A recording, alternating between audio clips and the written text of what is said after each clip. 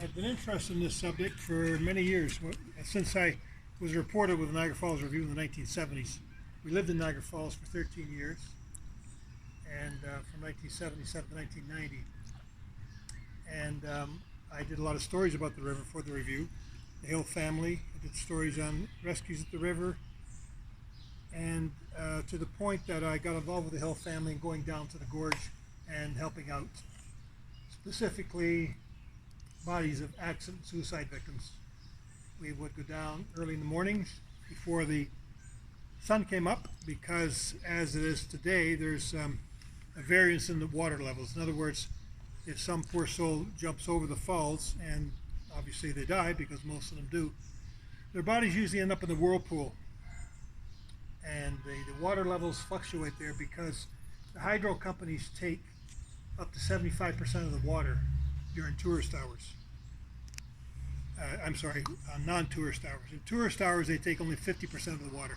So you never see 100% of the water going over Niagara Falls, which would be quite a thing to see, like in the old days. But in the whirlpool, before dawn, there would be 75% of the water taken. So when the hydro companies have to let the water come back up for the tourists, then the water levels change in the whirlpool, and bodies which had been in the whirlpool start to come to shore, and they go out again throughout the day and night.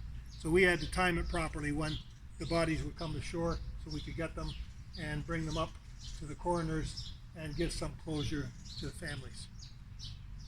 First of all, before I begin, anybody, when that topic comes up of suicide at Niagara Falls, anybody have any questions or any ways you want me to go with this?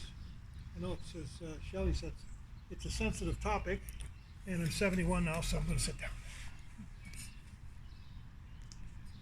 down. As I go along, I don't mind you interrupting and asking questions, and there's several issues I think involved here. I first, how should I say this? I've always had an attraction to rivers. Okay, I was born in Preston, England. There was a river ran through it. It was called the River Ribble. I don't know why we called it the River Ribble rather than the Ribble River, but we did. Moved to Canada, came on a boat. It was so long ago, came on a boat in 1953. And we moved to Fort Erie, which has, of course, the quiet end of the Niagara River. And we lived in Fort Erie until 77. Lived in Niagara Falls 13 years. After Niagara Falls, we moved to Calgary, and then they had the Bull River. So there's always been an attraction to rivers, whether it was by choice or by accident. And then we moved back again. We moved actually to Mississauga, and we lived in Toronto for 15 years, and we had the Credit River. So my adventure continues. And then 9 years ago, we moved back to my hometown of Fort Erie, and we live right almost near the Peace Bridge where the river meets the lake. What's the attraction to me for rivers? I'm not sure. I know the Niagara River, the attraction is the rushing water, and not only the what happens in the river. This book here I wrote 3 years ago, Age of Daredevils, is about the Red Hill family. You guys all heard about the Red Hill family? And this lady says her father employed them for a while, right? Yeah. About 5 years. Yeah. So I used to go down and get bodies with the youngest Hill, Wesley Hill. He's been gone about 10 years now. I was hoping his son Dan would come today. He's not here yet, but he may come. He has all of his grandfather's medals, specifically from the rescue at the Scow. Remember last year they had the 100th anniversary of the Scow rescue. That was quite something. That's still, in my mind, one of the best rescues of all time, considering what 100 years ago they had to work with. 2 men trapped on that Scow. To this day, if you look at the distance between the Scow and the Toronto Power Company from a certain angle, you would wonder how in 1918, how they would get fire wires across to that Scow and have Red Hill climbing hand in hand on this wire to get out there. So it's, to my mind, that was one of the biggest things that ever happened in Niagara Falls. By the way, if you guys want to buy any of my books later, I've only got 2 of these left, so I got to sell them for the full price of 25 bucks. I've written about a lot of books about fear and stress. This one's half price. It's going for 15 bucks if you're interested. Also, I wrote a book about the most famous classical pianist, believe it or not, in the 1950s. He was from Toronto. His name was Glenn Gould. I wrote about his secret love life. At the time, he was thought to be gay or at least asexual because he never made his sexual life or his romantic life known. And so there was a lot of speculation because he was a big star. He was the most famous classical pianist in the world at that time. And 25 years after his death, I decided to track down his girlfriends, which I did, and they're all in this book, and he had quite a few of them. So if you're interested in that, that's also $15.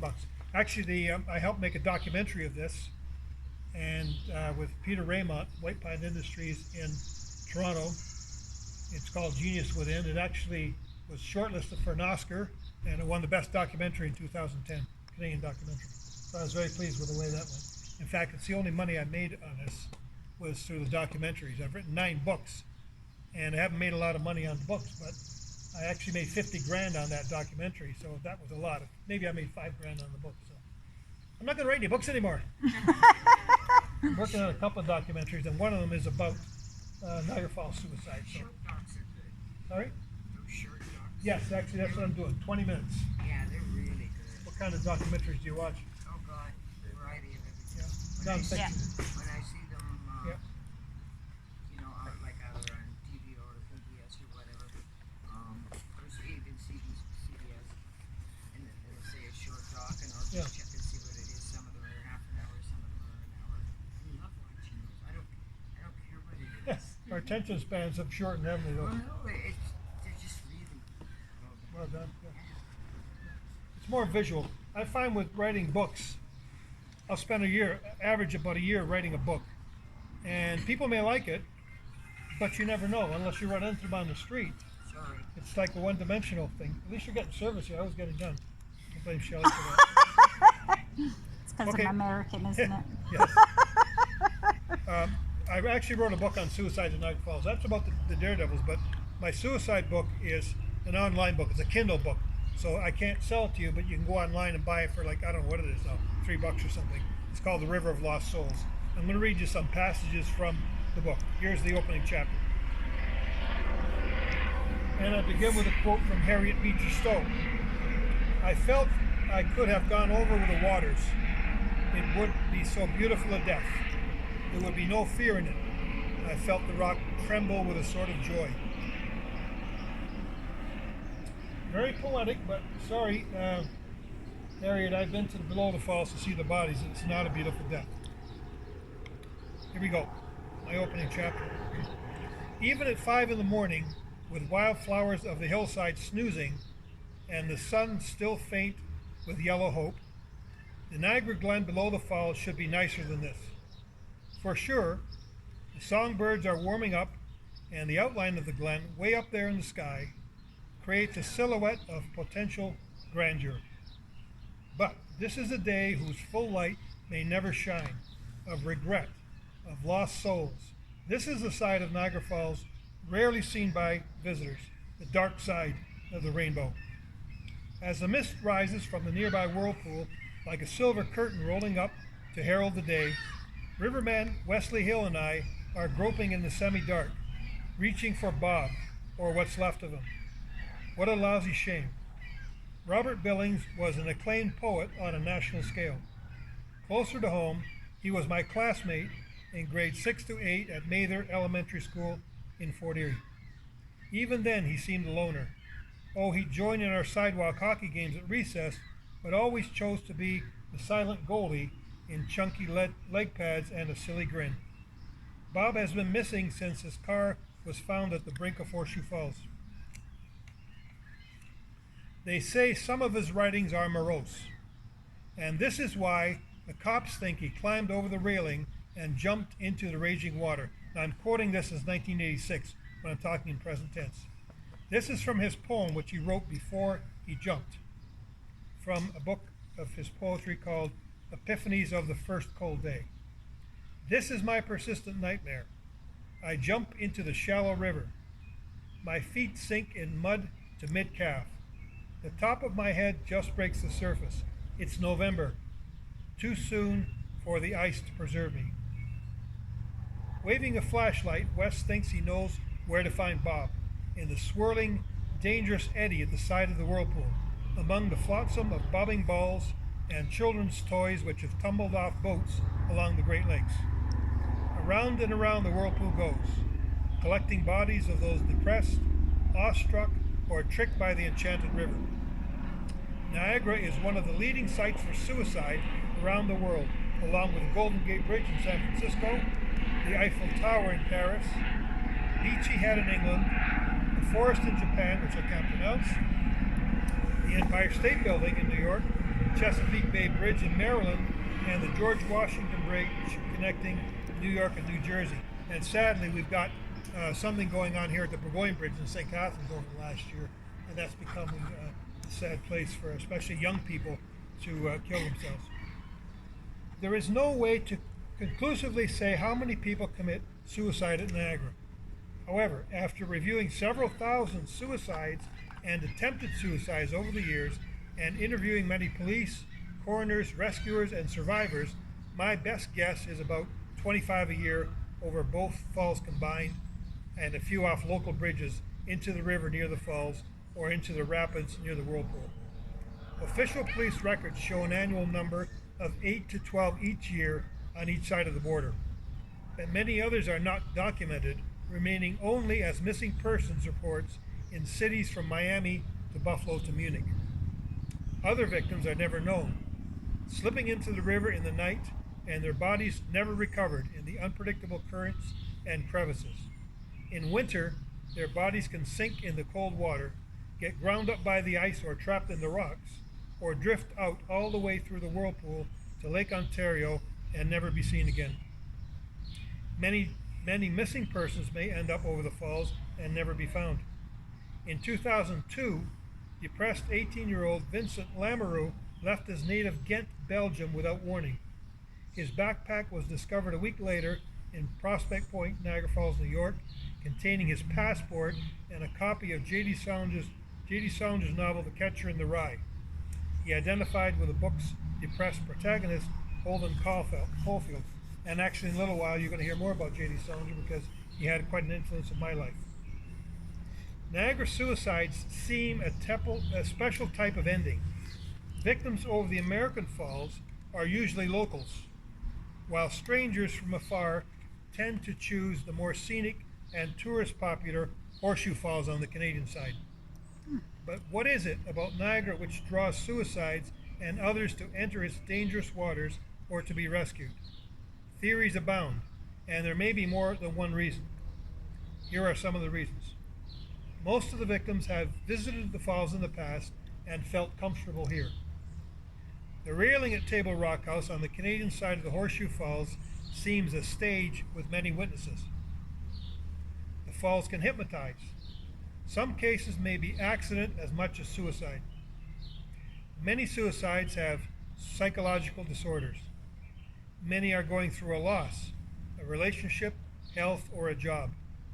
Some seek fame and attachment to a famous address. Some give more specific reasons. Bank manager William Dales, former chairman of the St. Catharines, Ontario Board of Education, leaped into Horseshoe Falls in 1963 because he didn't want to testify at the trial of a man accused of stealing $1 million from his bank. In a pink dress, Marguerite Allen, 42, of Philadelphia, went over the falls in 1960 because her plans to marry the week previously had fallen through. Jenny Newell of Drummondville, Ontario, tried to escape the disgrace of having an illegitimate child by plunging headfirst into the rapids above the American Fall, and that's what they called it in 1893, the American Fall. "Don't pull me out, boys," she cried, as two young men from Niagara Falls rescued her in the rapids.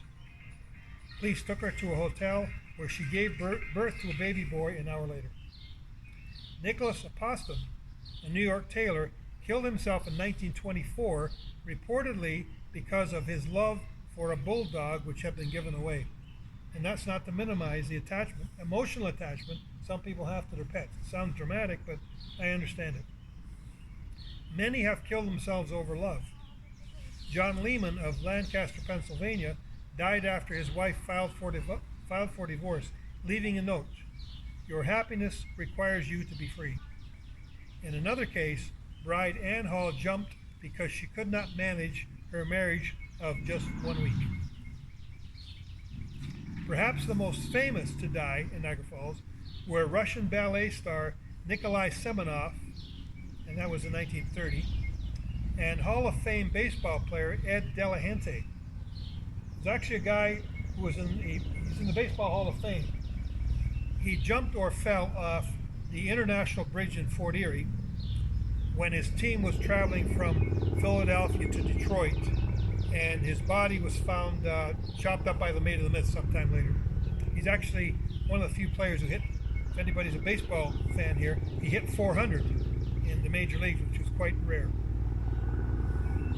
At least 3 couples went over the falls together, including janitor Nicholas Kruglikov and his wife Nanny, who believed she was dying of cancer. Believe it or not, the autopsy showed later on she was not. Sunday school teacher Sadie Hawkins, and we're not sure, this was in 1880, we're not sure the Sadie Hawkins dances per se came from her. I can't directly link them, but it was a famous case. She actually had an affair. She was a Sunday school teacher, and her physician, Dr. E.W. Howie, jumped together over the American Falls because their small community of Silver Springs, New York, did not approve of their sexual affair. Niagara's fame attracts some, according to Sarah Singer, a psychologist in St. Paul, Minnesota. She says, there is a certain appeal to committing suicide in a place of significance, or a romanticism that goes along with it. And I've put together, I've tried to limit this, but of all the sad reasons people have a death wish on display at this site are mental health issues, most notably depression, loneliness, a poor family support network, a deep need for attention, and another factor is the need for improved mental health systems. We're going to talk about that a little more later when we talk about the daughter of Wayne Campbell, Counselor Wayne Campbell, and his wife Helga. You guys know Wayne and Helga Campbell? I was going to invite them here tonight, but I didn't. They've been at 2 of my previous talks about suicides. I didn't want to push the envelope too much because it's a very emotional thing for them. Although they've done very well. You'll hear a bit about what they've done in a few minutes. Let's get back for a while to Robert Billings and myself, the poet. The reason I wrote this book is very personal because Robert and I were in the same classes together in the early 1960s in Fort Erie. We both had a fascination for the falls at that time. We both wanted to become writers, and we sort of took the same path for a while. But he went over the falls and I didn't, to the point that I went down to look for his body. So it's kind of a big irony and a very fascinating story. But you guys know the local artist Sarah Lou? She did a nice sketch of me and Robert. This would have been 1986. That's me in 1976, and Robert a little later than that. I was really pleased with that. That's going to be in my use for my documentary on suicide in Niagara Falls. In a trench coat. She actually took that from a photograph of me in People magazine. After I went to see J.D. Salinger, they photographed me at the brink of the falls. Actually, I looked like I was ready to jump there. So Robert and I, he became quite a famous poet in Canada.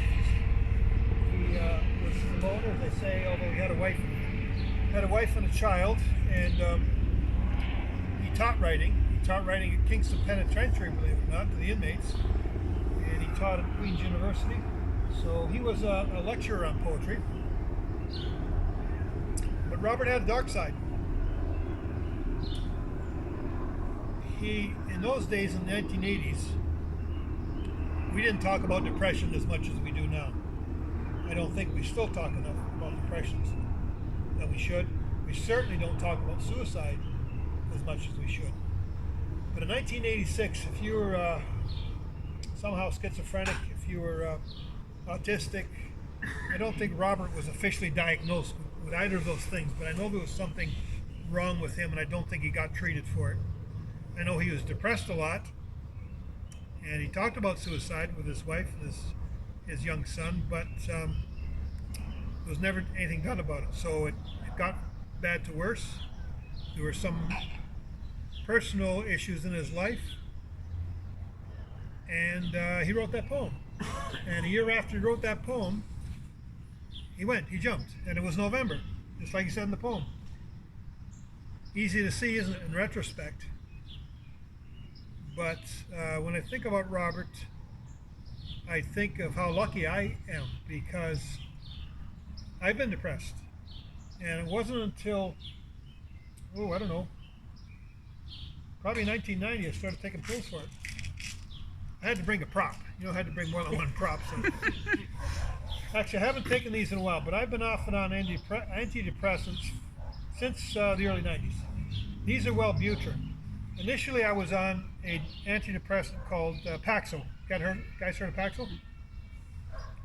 I was on a television show once in Toronto with Michael Corrin. Heard of Michael Corrin? He had like a local talk show. Anyway, he knew I wrote books about fear and stress, and I don't know how he found out I was on antidepressants. So he asked on the air what the side effects of Paxil were. Well, he shouldn't have asked that, because the only side effect I knew of in my life, and everybody reacts differently to antidepressants, was it took me 4 times longer in lovemaking. So as soon as I said that on the air, he said, "We got to go to a commercial break." And it probably didn't help that it was on the Christian network in Burlington, that big Christian network. But the next day, Michael Corrin, on a more private note, phoned me up and asked me what the other side effects may be, because he wanted to go on Paxil himself. So I was on Paxil for 3 or 4 years, but I've always tried to manage my depression with work. I get susceptible to depression if I'm not busy. Somebody asked me, Michael, you write books on fear and stress. What are you afraid of? Well, I'm not really afraid of anything. There's one thing I'm afraid of. I'm a risk taker, but my wife said, Michael, you're afraid of boredom. That's your big fear, and she's right. If I'm bored, I don't keep my feet moving, I don't come out to talk to people like I'm doing tonight, writing books, documentaries, I'm more susceptible to depression. Where does that come from? Who knows? Every depression case is individual. Everybody's individual. I know I've been at high risk throughout my life. First of all, they've done studies, and Shelley, this may be up your alley a little bit. They've done studies about childbirth. And it seems like babies and mothers who have serious problems in childbirth have more risk later on of depression. There's a higher rate of depression among people who have had problems in childbirth. When I was born in England, and I was born in a house, my mother's hips were very narrow, and I got a big head. Not only my ego, I got a double crown. So coming out of that channel, I came out purple. My uncles ran out of the room. They thought it was a monster. I guess I was purple for 3 or 4 days. So there was probably some trauma there. I don't know if that affected me down the road with depression. That may have been one factor. Another factor is that depression runs in my family. My mother has always, and my grandmother suffered from depression, so there's a genetic link there involved. Again, putting myself on the couch. I had a poor relationship with my father. I'm not blaming him, but he was in the Navy in the war. The Churchill gave them prostitutes to keep them happy. Not a good environment for bringing up kids later on. So I always felt he was a missing father. I always wanted him to love me, and he wouldn't or couldn't. So I felt rejection from him. And I think that's another component of my particular depression. And the more I talk to people who are authors and documentary filmmakers, other high achievers, the more I find a dysfunction in their home, particularly when it's a male problem with a father. And I think what happens in many cases that the missing father drives the male, at least from my generation and before.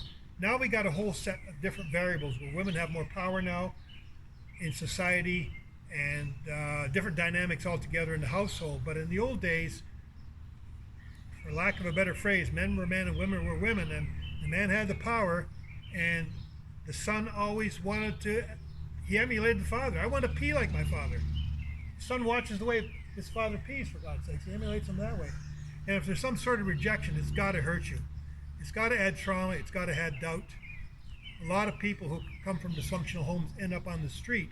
However, there's a small percentage who go the opposite way, and they go out of their way to prove that they are somebody, because the men especially think because their father doesn't love them, they're not worthy. So what happens is, with a lot of talented men, and perhaps women as we go along this evolution of the human species, they find something they do well. Okay, let's use Ben Gold for an example, pianist. He found that he could play the piano, and he had pushy parents. So he wanted to prove himself outside the home. How did he want to find love? He found it through his work. I think I did it through my writing. To such a superficial point that I would type in the middle of the night with one of those old typewriters. Looking back, I think I was trying to keep my dad awake and get his attention with banging. How superficial that sounds with that typewriter. But in the long run, I think I know I'm oversimplifying it, but I wanted to get attention and love through my writing. I've written 9 books. I've had some good reviews. They say the Glenn Gould documentary did well. So I guess my psyche, my subconscious feels somewhat validated, and I feel worthy, and it's a poor way to feel worthy and validated through your work, but that's sometimes human nature. So that's a long story about my depression. I overcame the rejection in another way, in that before I got my first book published, it was 1999, I had over 30 years, I counted them. I had 1,500 consecutive rejections. I counted the first 750, and then I just doubled them. And how I'd cope with those was that I received them in the mail in the 1960s and 70s. They came in the form of pink letters, like pink slips, like when you're hired. So what I did was I posted them up on my office wall, all of them, on my office wall. And I looked at them every day, and I said to myself, they're not going to beat you. They say no. They sent you a form letter. They probably didn't even read the synopsis of my story. So that's the way I dealt with it. My wife wasn't crazy about the veneer, and they didn't go with the furniture and everything, but I learned to deal with rejection, and I'm glad for that. I'm not trying to build myself up, but it was just a way of coping with my life circumstances. And I was lucky. Okay, Robert Billings and I part at this point, because in the late 70s, when he was really struggling with his lack of love, what he felt in his home, I sought out J.D. Salinger. You guys heard of J.D. Salinger? He was a reclusive author. He was as famous for being reclusive as he was for writing a book in the 1950s called The Catcher in the Rye, which a lot of young men like me really identified with the character Holden Caulfield. I felt at one point, I'm not saying I felt suicidal, but I remember standing on that railing in the late 70s. We moved from Fort Erie to Niagara Falls, and I was between jobs, and our second child was on the way, and I was on welfare for 3 months, and I thought, you know what, that railing is only 3 feet. It's actually less than 4 feet, but it's 3 feet. If you put your foot on that railing at the brink of the falls, hop, step, and a jump, and you're gone. So I can see a lot of people who are in my frame of mind could have done that. I didn't do it, and I have a lot of other people to thank for that. And one of them is J.D. Salinger. I told this story last year, sitting here, about my career. How many people were here last year and saw my... Oh, I have to repeat the story? Yeah. You can go for a water break if you want. Yeah. Anyway, cheap psychologists could say, well, J.D. Salinger was my interim father. Okay, he took the place of my own father. So I relate to his writing, and when I found out he was a recluse, he didn't give interviews and didn't talk to anybody, then it made me want to go see him even more. And I found out he lived in New Hampshire, which is about, I don't know, a 14-hour drive. So I kissed my wife and kids goodbye, told them I was going to be away for a week. They said, you're not going to, J.D. Salinger is not going to talk to you. Who are you? You know, you work for the Niagara Falls Review. Anyway, I went there, and I found out that he lived up in the mountains, the border of Vermont and New Hampshire. He lived up on top of the mountain in the White Mountains, and the neighbors protected him. I didn't know exactly where he lived. I had a rough idea, but I found out where he went every morning to get his New York Times, a newspaper in Cornish, New Hampshire. So I went in there and I said, I understand J.D. Salinger comes in here every day. Yeah, would you mind next morning he comes in passing a note? And I wrote this note, which he later called cryptic, and I can't remember exactly the wording in the note, but it was something like very sentimental, and you're the only guy who understands the way I think in your writing, blah, blah, blah. Please see me for a few minutes. So, okay, I gave her the note. I came the next day and I said, did he come in? Did you give him the note? Yeah. She gave him the note. So I thought, oh my goodness, I got a chance here. So I drove back up into the mountain and again talked to the neighbors, and I guessed where he was at. I guessed the end of a long, winding driveway, and I just waited there for probably a couple hours. And yep, he came down with his son. His son became an actor. His name was Matt Salinger. He's like a B actor. He was in a movie called Captain America. And J.D. Salinger wanted to be a movie writer, a screenwriter, but he hated the way Hollywood treated his short stories, and he only allowed one of his stories to become a movie. So anyway, he got out of his car, and we had about a 20-minute conversation. He called my note cryptic, and how do you know the way I think? It was all it was not autobiographical. It was all fiction, which I don't think was true, because I researched his background, and there was a lot of nonfiction, I think, about his father, about his upbringing, about his schooling in The Catcher in the Rye. But he said to me, he said, you know, I'll talk to you for a while, but I'm tired of going through this. There's so many people like you who've lost their fathers, who have no father figure. They've come from Canada, they come from all over the United States, they've even come from Europe, thinking I've got the answers to their problems, and I don't have the answers to their problems. He says, I'm sick of it. I can't put up with it anymore. Well, I told him, well, maybe you should have told the media that. And if you did an interview, I think a lot of people like me wouldn't have come to him. It made me a little bit downtrodden that he made it so superficial and kind of lied to me. I think he probably wanted to get rid of me. I don't blame him. But I went home, and eventually, a year later, I ended up doing a New York Times story about it, about my rendezvous with J.D. Salinger. I actually went back to see him a year later, and that went okay. He wasn't mad at me or anything. I told him I was going to do a story, so he was okay with that. So I came back in a better frame of mind. I thought, you know, here was a famous reclusive guy who gave me the time of day.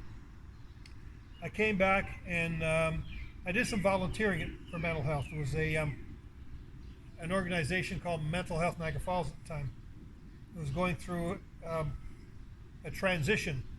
At that time, we were on, you know what, I can't remember. It's somewhere downtown. It was near off Jepson Street, and it was mainly the people who had mental disorders, and they were the children and relatives of the board of directors. So there was no really progressive studies or progressive programs. They would come in, and I would play darts with them and take them out on the street and go for walks and stuff and talk to them, and they helped me as much as I helped them. So that helped me, and my writing really helped me. I felt inspired after I talked to Salinger, although I didn't want to become a fiction writer anymore. I wanted to write nonfiction books. I think nonfiction is, to me, it's more interesting than fiction writing. So I started writing about Niagara Falls, went down in the gorge with Wesley Hill, and went from there. I'll read you another passage. Any questions so far, by the way? No questions at all?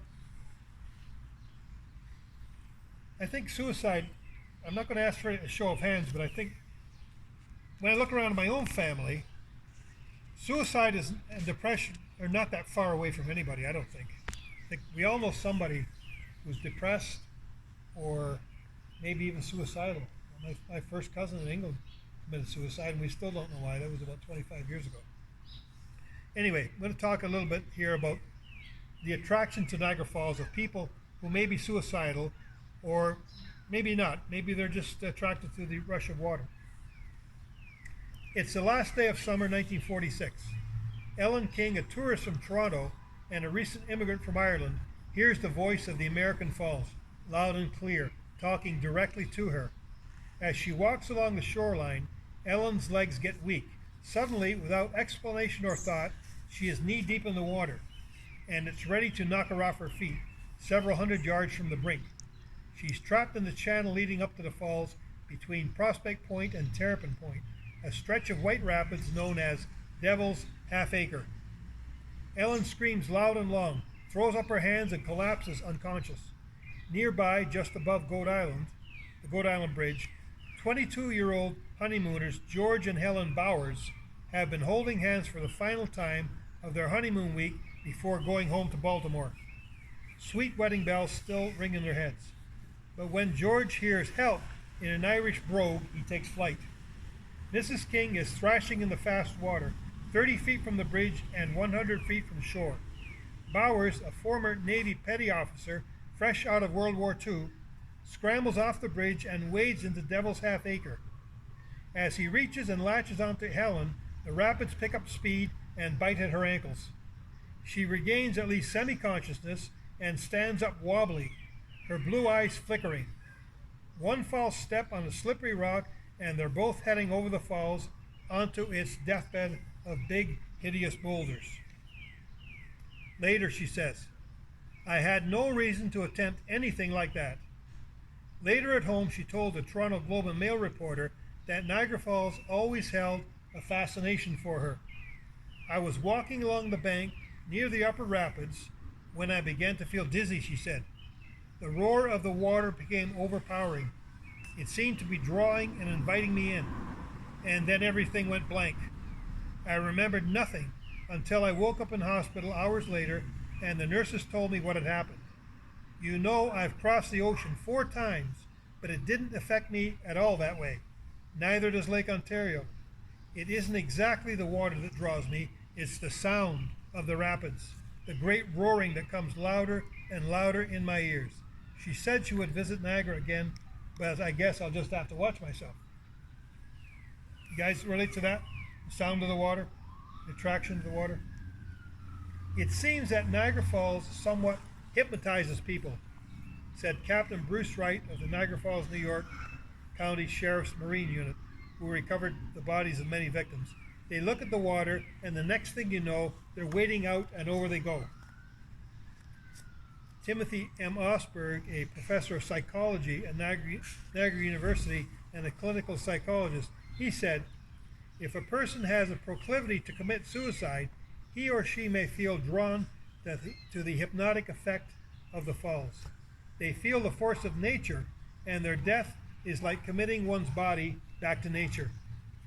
In fact, scientists believe we all have a natural attraction to water because our ancestors came from the sea, and our bodies and minds are primarily made up of water. Marine biologist and best-selling author Dr. Wallace J. Nichols calls this connection the blue mind. He says that being around water can put us in a meditative state with peacefulness and unity with nature.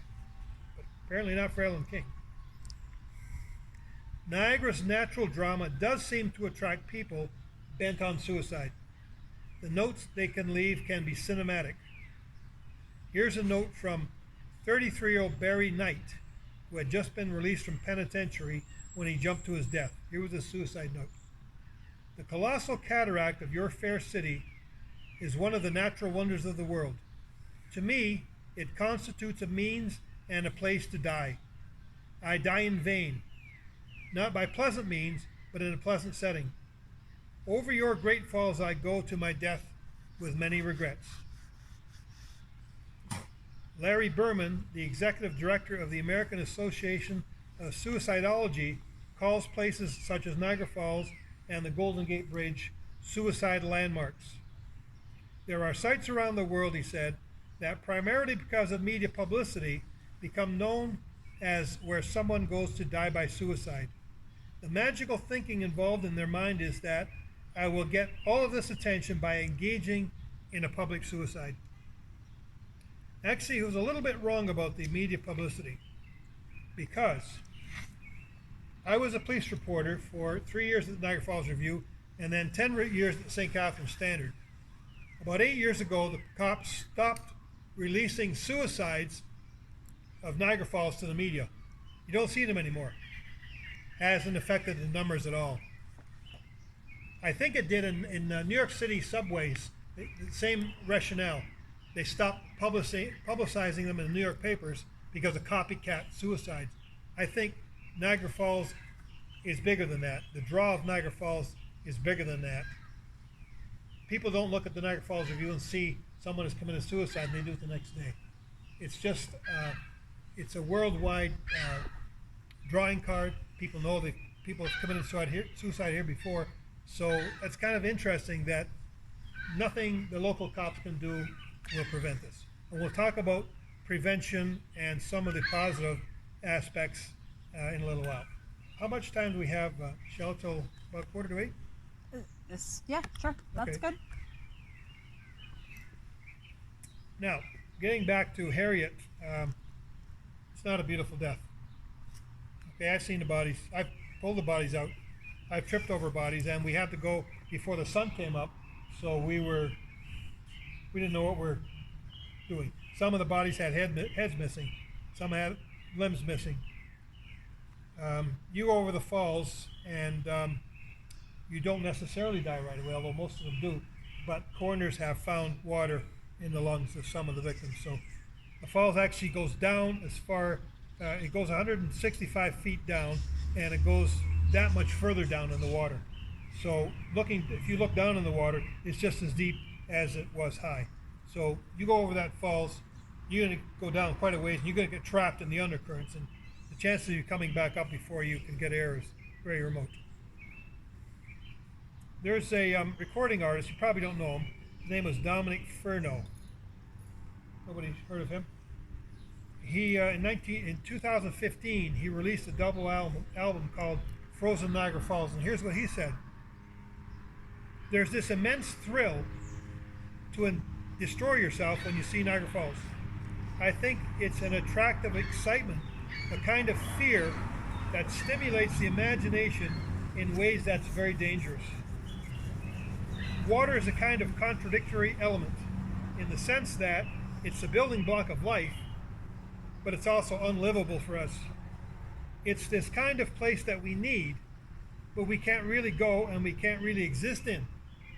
Anyone who's been to Niagara Falls has been drawn to the magnetism, curiosity, and wonder of what it would be like to jump in." 1979, I was in a movie called Superman 2, filmed at Niagara Falls. I had a good part. I was in it for probably 9.5 seconds. In fact, I was staying right behind Margot Kidder, and I was the groom of Dan Hill's, Red Hill Senior's granddaughter, Diane Hill. She's a redhead. So if you ever see that film, it was my disco year, so I had a perm. So got a perm at. Is there a place called Ronaldo still in Niagara Falls? I think so too. 1979. It's $55 and it didn't take. Apparently, I have hair that doesn't take a perm so good, so I had to go back again. Anyway, Margot Kidder, between takes when we were filming Niagara Falls, she said to me that she was drawn to the water. She could see why some people jumped in. Marilyn Monroe said the same thing to Major Hill, one of Red Hill Senior's sons. He was he was a safety man for the movie Niagara. Anybody see the movie Niagara from the early 1950s? So Marilyn Monroe and Margot Kidder both said the same thing, and sadly, both of them committed suicide. Not over the falls, but in different ways. You know about Marilyn, and I don't believe the conspiracy theories about Marilyn. I think she tried to commit suicide a number of times before she did. And Margot Kidder, it was only in the past year or two she committed suicide. Sad cases, but there's some link there, I think, between the attraction to something like the falls and depression, suicidal behavior. A couple of quotes from Daredevils, my book, The Age of Daredevil is about guys who went over the falls in barrels, and they talked about going over the falls in barrels, and they were protected. Here's what some of them said. Dave Munday, 1985, remember him? Mechanic from Castro Center. He said, "I had no idea Niagara Falls was so violent. This was a very strong force, one I've never experienced, and the feeling of claustrophobia being locked in that barrel was frightening." Annie Taylor. You're going to have on the curator for the cemetery at some point where Annie Taylor's Yeah, buried? next week. Next week, Oakwood Cemetery. Annie Taylor's buried there, and she, of course, was the first person, not the first man, the first person to go over Niagara Falls. It was a woman, 1901. She said, "If it was my dying breath, I would caution anyone against attempting this feat. I prayed every second, except for the few moments after the fall when I was unconscious. I was whirled about like a top. I felt that all nature was being annihilated. When I went over the fall, I fancy I lost my senses for a minute. I would not go over that fall again for $1 million."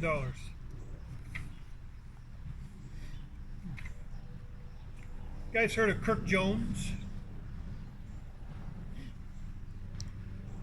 Kirk Jones, that's kind of ironic, really, that nobody's really heard about him. Because in a way, his case is the most famous. But in the old days, there was more publicity about men who went over Niagara Falls in barrels. When the Hills went over the falls in barrels, or tried to, there was a huge amount of publicity all over the world. In Europe, the Niagara Parks Commission didn't try to stop them. It was against the law, but they sort of didn't try to stop them because it was great for tourism. When Red Hill Jr. went over in '51, he died in a bunch of inner tubes tied together. There was something like 250,000 people waiting for him at the falls. It was great for tourism, so it was a big deal. Kirk Jones went over in 2003 without a barrel. He went over I do know who it is. his 2 winter coats. That's all he went in, and he survived. Now, there was some question whether it was a suicide attempt or a daredevil attempt.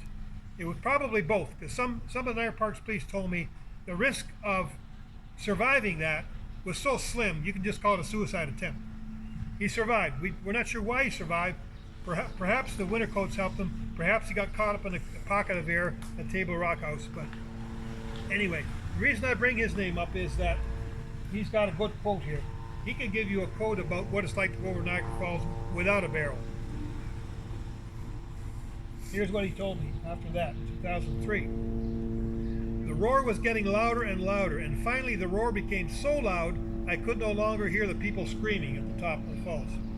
I leaned my head back, and my ears were in the water, and I could hear the roar becoming unbelievably loud.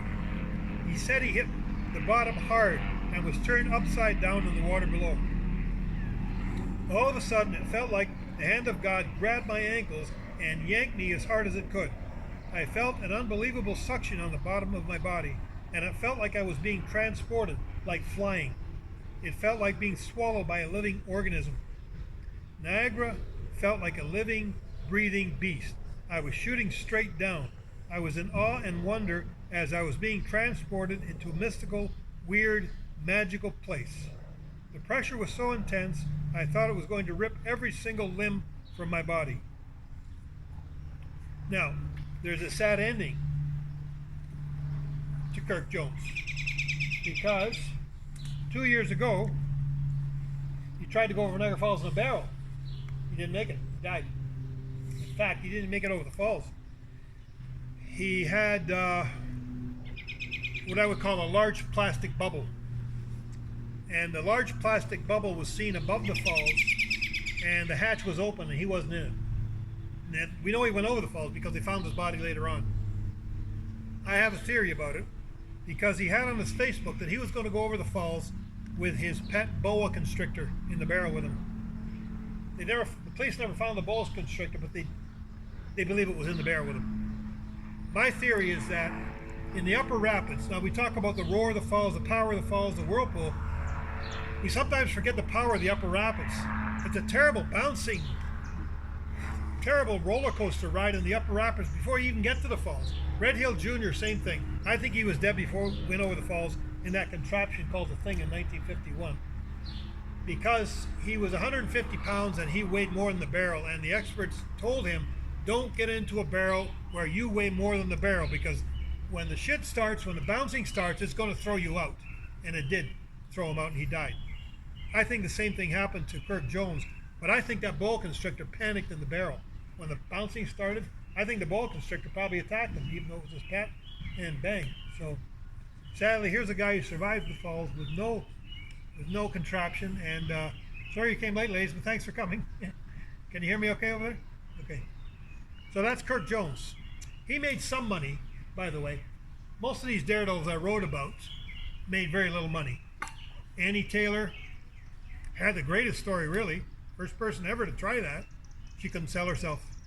She ended up signing some books in Niagara Falls, New York, and died a pauper. Bobby Leach, who went over in 1911, he actually made some money. He went on a tour of Europe and New Zealand and Australia, but he died a sad death. He slipped on an orange peel in Christchurch, New Zealand, and he got gangrene in his leg and ended up dying. So here's a guy who survived the falls and couldn't survive that. We come to a more recent case. You guys probably don't know this case. In fact, it's never really been publicized. This man's name was Ronnie Stevens. He was a musician from Ridgeway. Nobody knew him. This is the first time I've really linked Ronnie Stevens with suicide at Niagara Falls, although there are many links and you can connect them. And the police know that he went over the falls. Anyway, Ronnie Stevens was 57 years old. This was 2 years ago. This was one of three people I knew. Two other people. Obviously, I knew Robert Billings, the poet. We'll talk about Wayne and Helga Campbell's daughter, Katie, later on. But this was a third person I knew of who went over the falls. Ronnie Stevens was 57. He had a wife and daughter. He had a history of depression. He was on meds. I'm not sure, nobody's sure if he stopped taking them, why he walked away from the mental health facility in St. Catharines on 4th Avenue. But on June 13th, 2017, he did. We don't know how he got to the brink of the falls. He either took a taxi or he got somebody to give him a ride. But his body was found about a week later in Lewiston, New York. And there's a reason we know he went over the falls, because there's a video of him on YouTube of him going over the falls. And it shows him swimming over the falls. He's not stopping, he's not panicking, he's looking up and down at the crowded Table Rock House.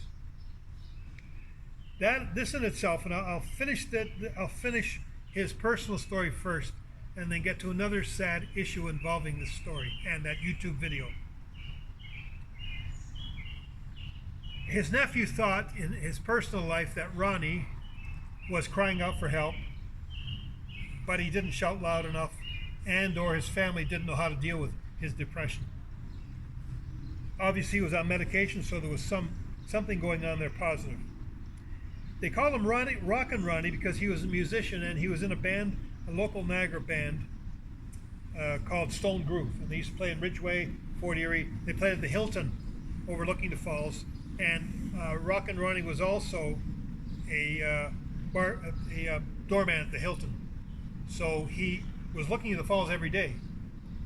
His band played in one of the rooms in the Hilton overlooking the falls. So there was that link also with Rockin' Ronnie. So we don't know exactly why he chose to go over Niagara Falls, but he did.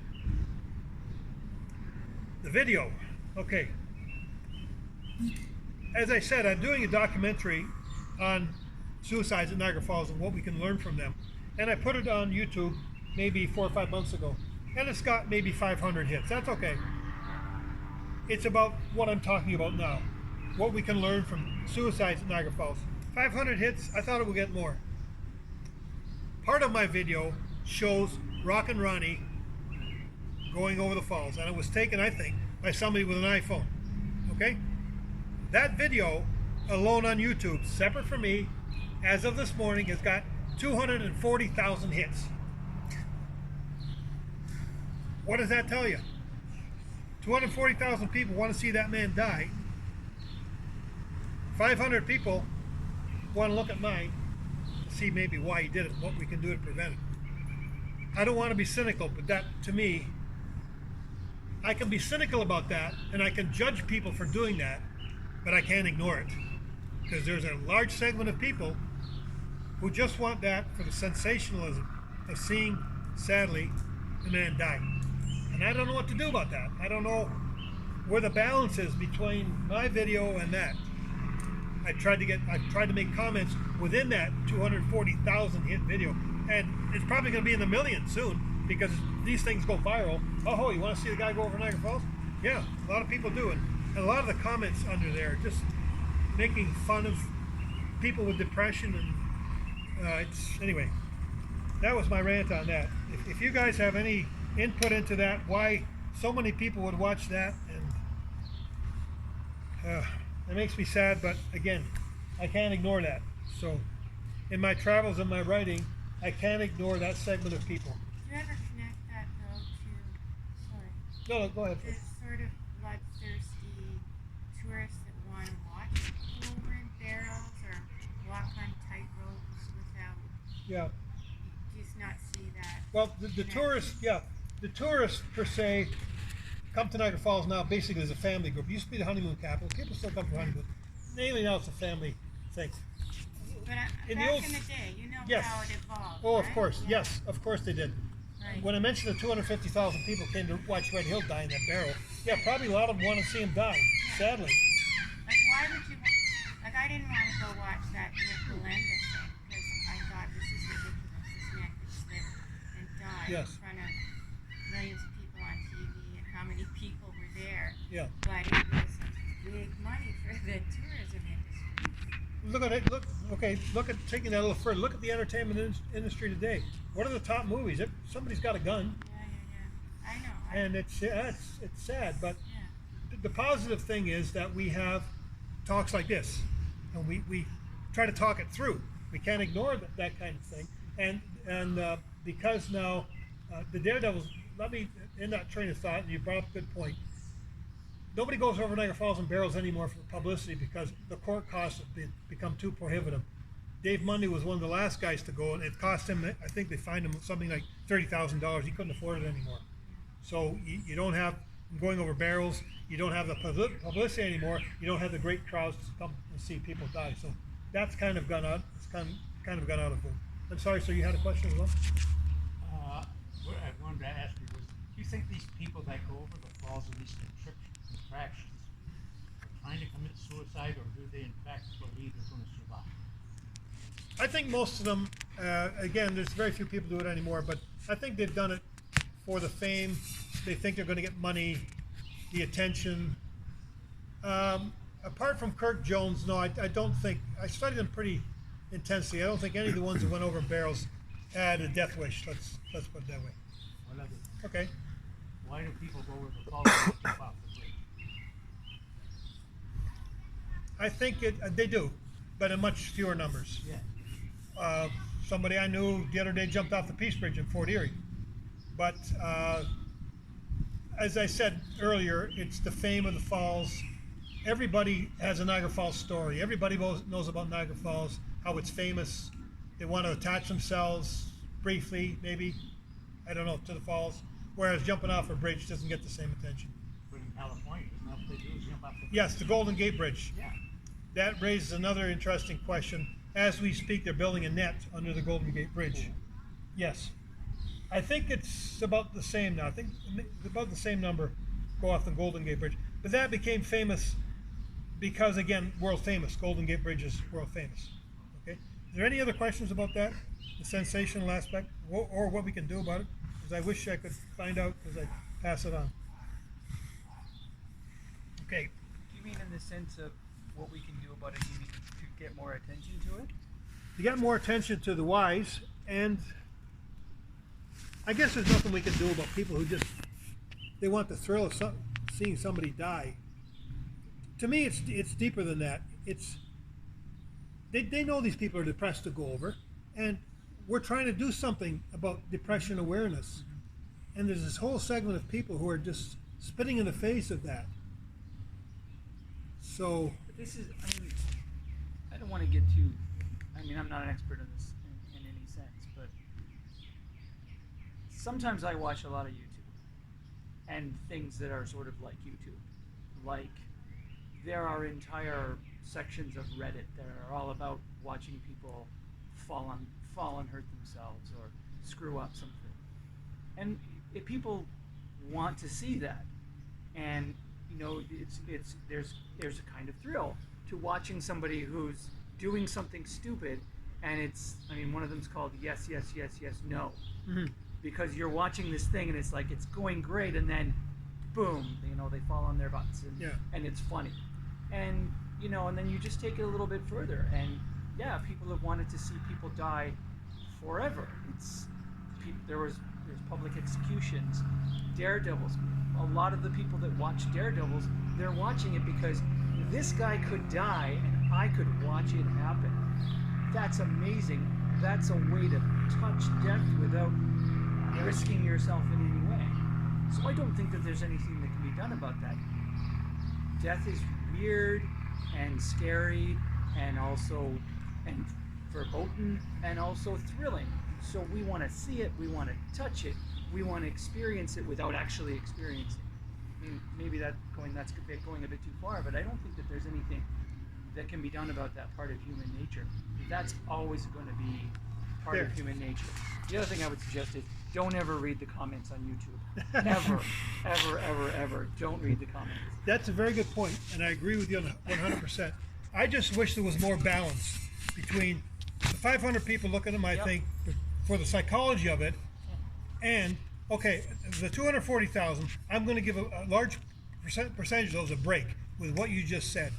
Maybe it's just that thrill to never do it. Maybe it's just an escape for them briefly. I know one thing. Apparently, I haven't seen it. Somebody told me this yesterday. There's a video of a guy taking a poop, and 10 million people have watched that. Sure. Yeah. Apparently he's covered. His lower body's covered, but they're watching his expressions, and maybe it's the way to relate to that. I don't know, but I don't disagree with what you said. It's just That's even more thrilling. Here's the thing that you're not supposed to really see, and it's hidden. And taking a poop is a perfect example of that. You don't want people to watch you do that. Yeah. And it's something that we don't talk about. We don't generally have conversations about our bowel movements, you know, unless we're among friends and it's dinner. But, you know, and watching people die and seeing, you know, nip slips, you know, people, accidental flashes of nudity. These are things that we're not supposed to look at. So when we get a chance to look at that, I want to see that happen. Yeah. I mean, somebody says, here, watch this. Here's a beautiful scene. There's a beautiful scene of an antelope, and then an alligator or a crocodile comes out and grabs it. You're going to click that button and watch that. Yes. It's like, wow, I got to see this amazing, tremendously violent thing happen from the comfort of my own home, perhaps on the toilet. Yeah.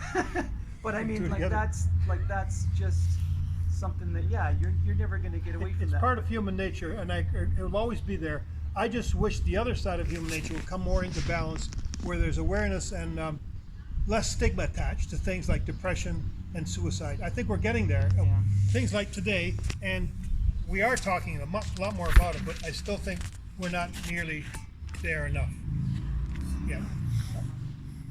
How much do you think, as you guys were talking, I was thinking, look at over the years, anytime you turn on a television or read a newspaper or anything, especially with social media now, it's sensationalism. There's no nice stories. It's all whatever's happening, the war, the cruelty, it's all sensationalism. That's what sells. That's what gets the sponsorships. So they've twisted our heads. And they aren't pushing the good stories. They aren't pushing the awareness. Well, it's getting better, but like the awareness of what we have to do about this. Like, we're all in this together. Let's start working together. I agree. Sensationalism sells. Being nice doesn't. Sadly, I mean, I was in newspaper reporting for 37 years, so it's always kind of been like that. Yeah. I mean, the bad news is on the front page, and Yeah, the human interest stories, and it goes to what the gentleman was saying, that Yeah. side of us. With social media, it's probably become accelerated. Very much. And I don't want to get into a whole fake news thing, but a lot of the stories are not true. Anyway, I want to get into some more awareness and some of the proactive things we're doing these days. I have a chapter in my online book, River of Lost Souls. It's called Prevention, and I start with a. Geez, it was 10 to 8, Shelley. What are we doing here? That's okay. Okay, you guys okay? Oh yeah. Not dark. It's not raining. There's no still mosquitoes. Yeah. That's one of ours. It's World We're War not, II. we're not going anywhere. My father was in the war. Mary Clark always wears a smile. She radiates sunshine and makes everyone around her laugh. Nothing seems out of place on this Palm Sunday, 1990, when she drives her children to church. Later, she tells her family she is going to visit a friend in Niagara Falls. No one suspects anything. This was in Toronto. Then it happens. With her camera in her right hand, Mary approaches the railing of Horseshoe Falls and drops her shoulder purse to the ground. She climbs over the parapet, pinches her nose, and plunges into the fast-moving river. Tourists at the railing are shocked. Floating on her back, she is expressionless, eyes open, no struggle in her body, no cries to help. She goes over the falls willingly. Her body is never found. Soon after, police come to the home of her husband of 28 years, James Clark. As a judge for the Superior Court of Ontario, he has seen and heard some terrible things, but the death of his wife devastates him. This is blindsiding. Who saw it coming, he said. Not long after Mary's death, a young woman appeared in Clark's court, whose husband hanged himself from a beam in the basement of their home. He says, "Instantly her words unleashed a flash flood of emotion that drove me from the courtroom, tears in my eyes," the judge said. The darkness did not last forever. After the stages of grief, hurt, and anger subsided, a type of redemption occurred. Clark decided to make something good from his wife's tragedy, to help others who live in the shadow of suicide. From the bench, he became more compassionate and what he called humane. When family disputes came to him, he was more likely to try to get a couple to talk to each other and compromise. It slowly dawned on me that without darkness, nothing comes to birth, as without light, nothing comes flower, he said. Remorse and confusion led me to seek answers. I immersed myself in Carl Jung, became to track my dreams. Every morning I journaled on the computer with a form of free association therapy. I strove to come to grips with what had happened. Clark has remarried and gone on to write books, including 7 volumes of poetry and a mourner's Kaddish about suicide and the rediscovery of hope. One day he got a phone call from a businessman married with children who had read his suicide book. The man had decided to take his life, then changed his mind after reading the book. He said, "I want to thank you for saving my life." And he said, "My wife's suicide gave me a chance to see life from the other side of the bench. In a sense, I became the judged, the person bearing the weight of guilt and shame.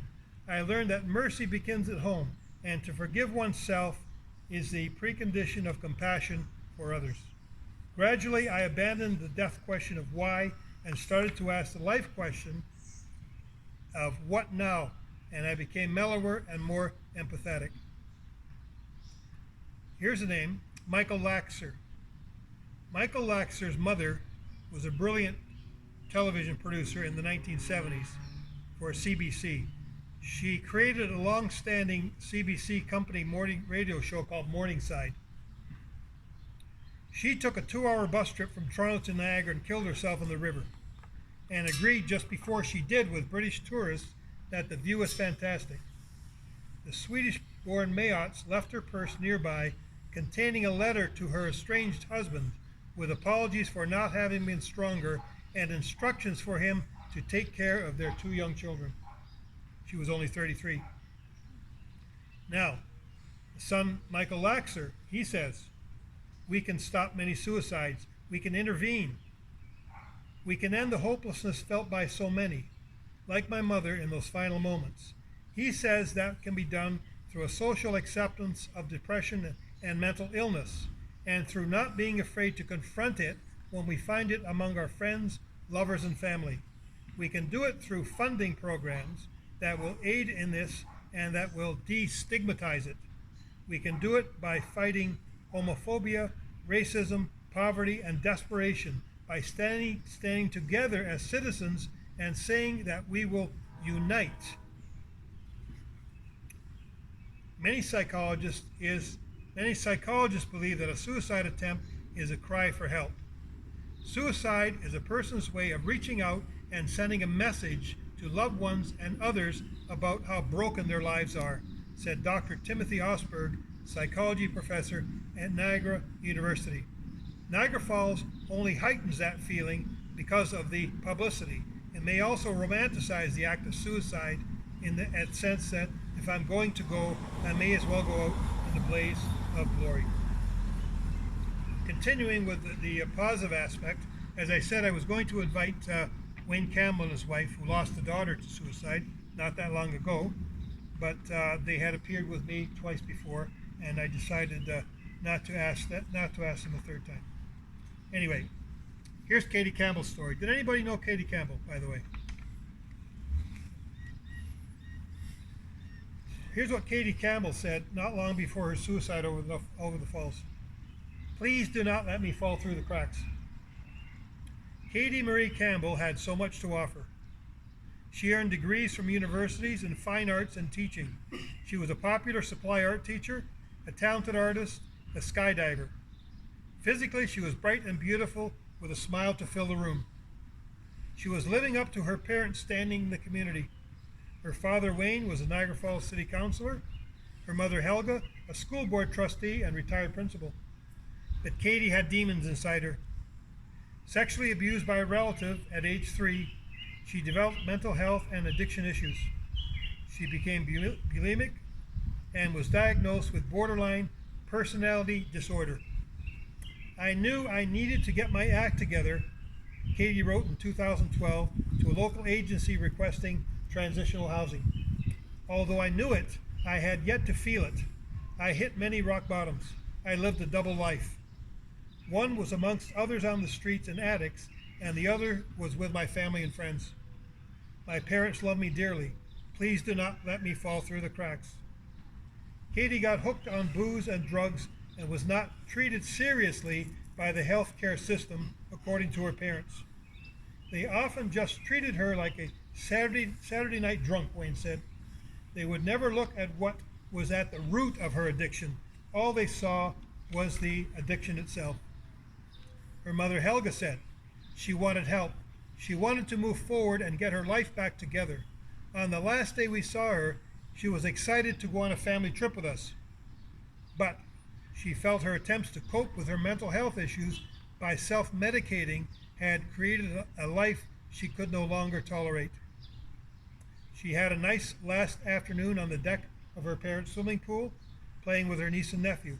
She looked happy, Wayne said. Later, she went to Dufferin Islands. She had been drinking when she telephoned a boyfriend and told him, "I'm going to kill myself." When she got no response, she walked a short distance to the Niagara River. She was emotionally intoxicated, according to her mother. She took off her clothes, put her purse and sandals neatly aside, climbed over a fence above the falls, and went into the river. She drifted until she got close to the falls and started to panic and scream for help, according to Niagara Parks police, who saw her try to reach a small island above the Horseshoe Falls, but she was swept over the brink. She apparently regretted the decision to go over the river, but it was too late, her mother said. I don't think she wanted to die. She wanted help. I think in that moment, it was another way for her to numb the pain. Her body was not found for 10 days. Something positive came out of her death, however. Her parents started a foundation in Katie's name in support of others dealing with mental health issues. As of last spring, they had raised $80,000. I think they've renewed that call on Facebook recently and asked for donations. How much did they raise, Bunny? Do you know? Because I know it was looking good. It's not There- all total Jim. 28,000? For this year.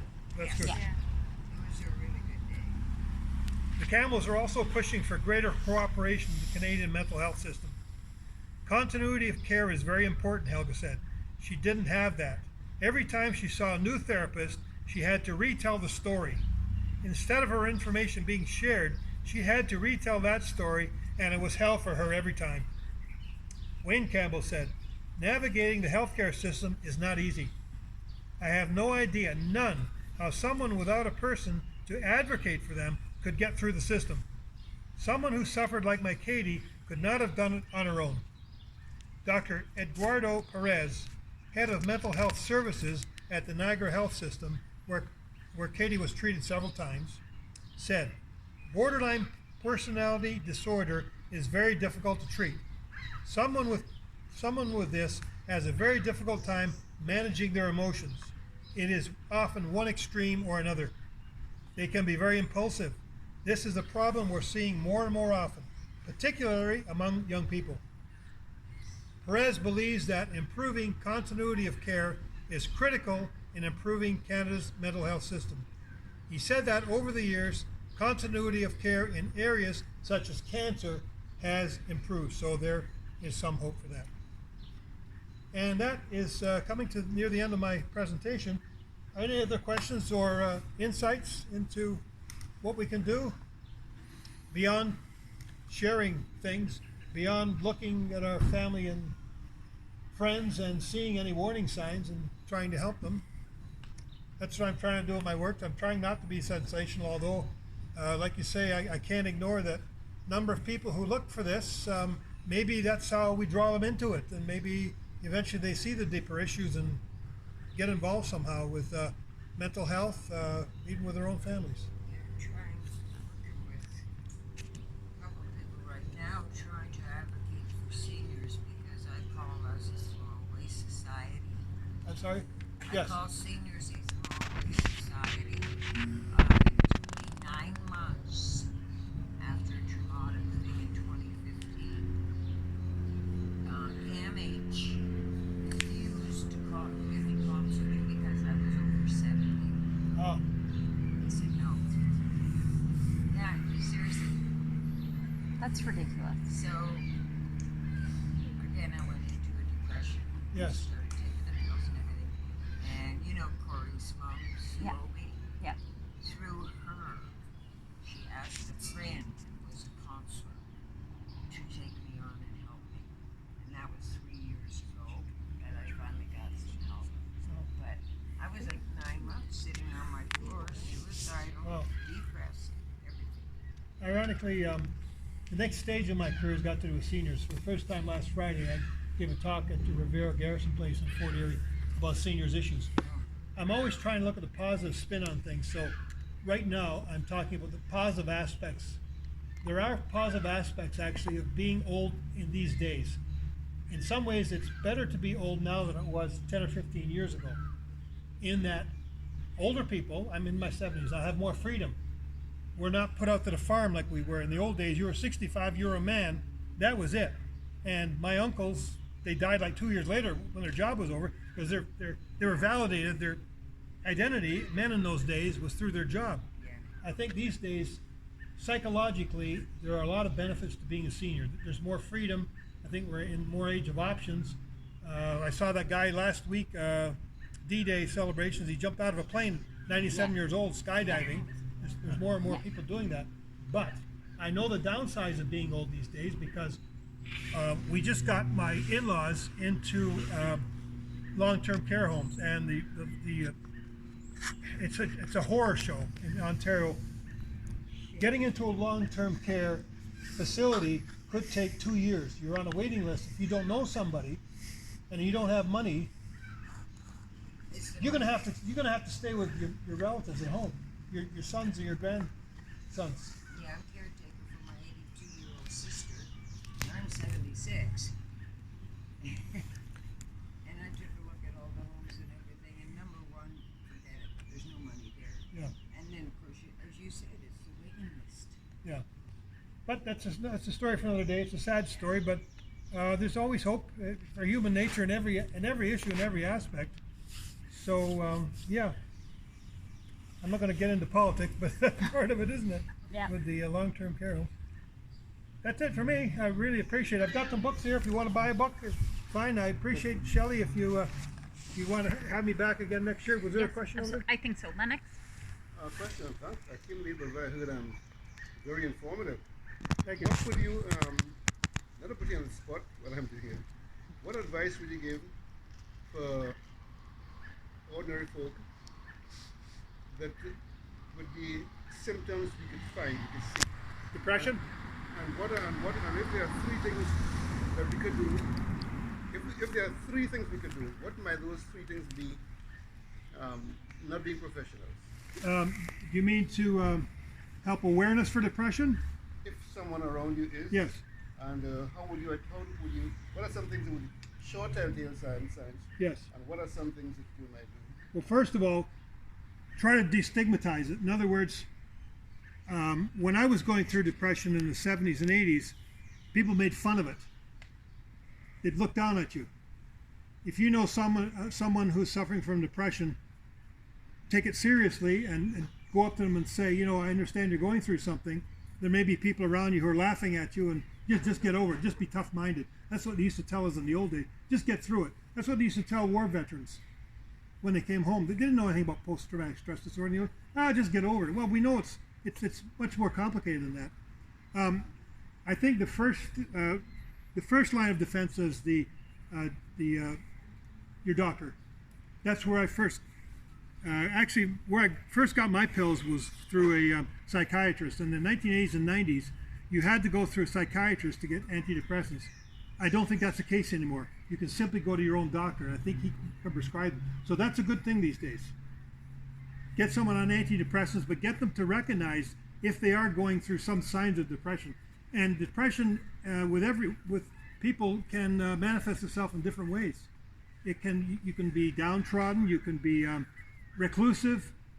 Usually it's any change in behavior of someone you know, then you should start looking at it.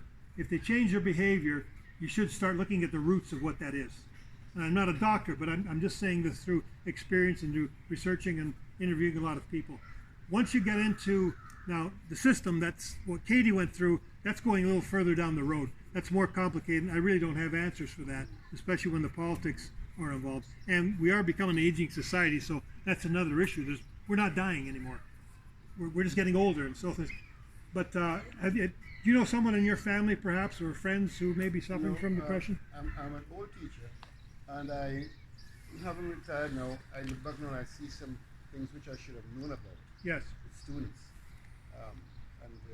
So I was just asking, what are some things we, as ordinary folk, we see them not professionals, but Yeah. we want to be clued in as to what might infer.